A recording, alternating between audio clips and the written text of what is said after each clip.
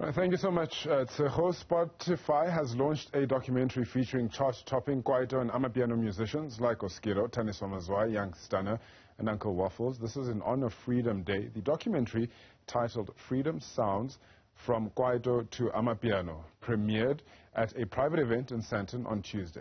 Take a look at this. Kwaito is basically the expression of young people who are seeing freedom for the first time. And I think that's really what makes Kwaito beautiful, this kind of euphoria, excitement about finally belonging to something, suddenly becoming a South African. Like, we were not South Africans before then. And then the day that we voted, we became South Africans. So the end of apartheid and the emergence of Kwaito collided head-on. The genre gets its name from the Afrikaans word kwai, that means angry, while Amapiano tends to be more aspirational. Joining us to tell us more about this innovative is Phiona Okumo, the head of music at Spotify. A very good morning to you, Phiona. Thank you so much for joining us this morning. From Freedom Sounds, Kwaito to Amapiano, two genres closely related, both genres of freedom. Tell us why you chose to make a documentary about them. Well, you know, at Spotify, one of the things that and first of all, thank you for having me.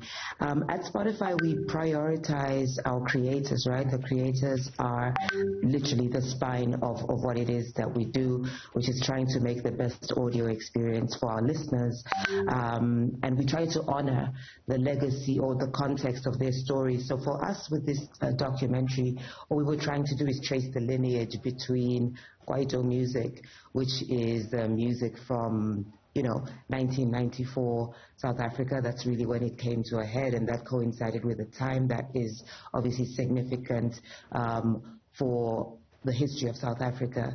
And now we're seeing the different possibilities and the opportunities that are available for musicians who create music that is still within dance culture, very much influenced by Kwaito music, but this time I think a lot more international facing, much more global ready.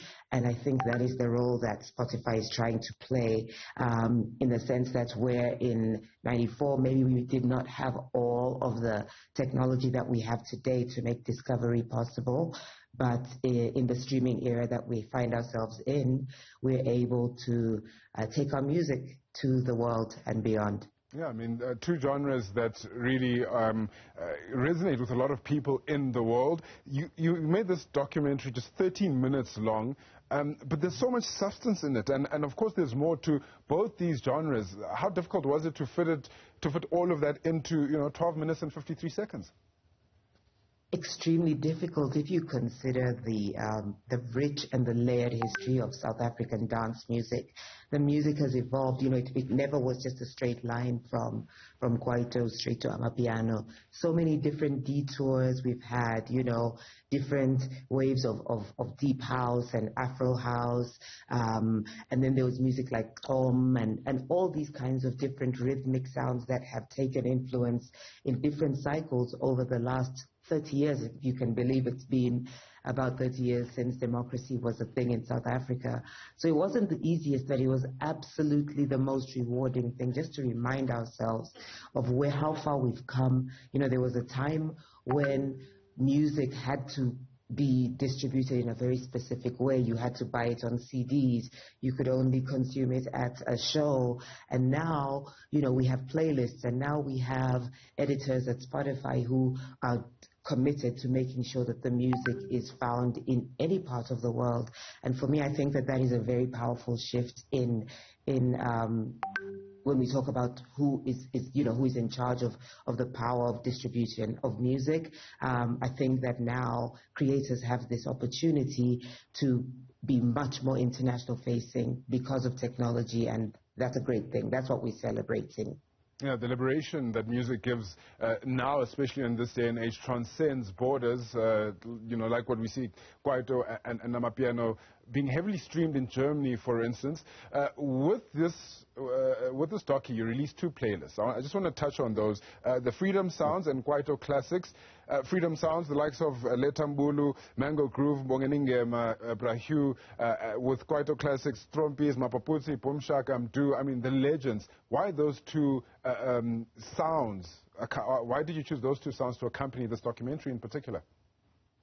Well, again, so like I said, what we were trying to do is just make that lineage obvious, right? So we wanted to tell the story of how the music evolved sonically, culturally, and weaved through all of these different influences to arrive at where we are with Amapiano. So for one thing, it was Kwaito Classics was just, and I'm sure you know when you hear different Amapiano songs. So if you listen to someone like Lady Do, she actively gives homage to people like Mdu, people like Arthur, people like all these different Kwaito legends that came before her.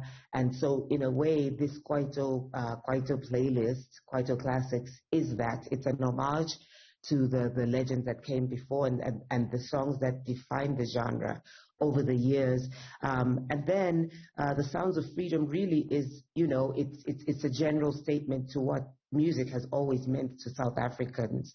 We've always had music as an accompaniment to our struggles and to our optimism, our hope, and our ambitions for the future. So we were just wanting to, again, pay tribute to the different golden era songs and music that we associate with what we think of as golden age South Africa. And in 13 minutes, that documentary really does do that. And then those 2 playlists as well. Phiona Okumo, thank you so much for your time this morning. That's the head of music at Spotify, talking about a fantastic documentary paying homage to South African music and dance culture.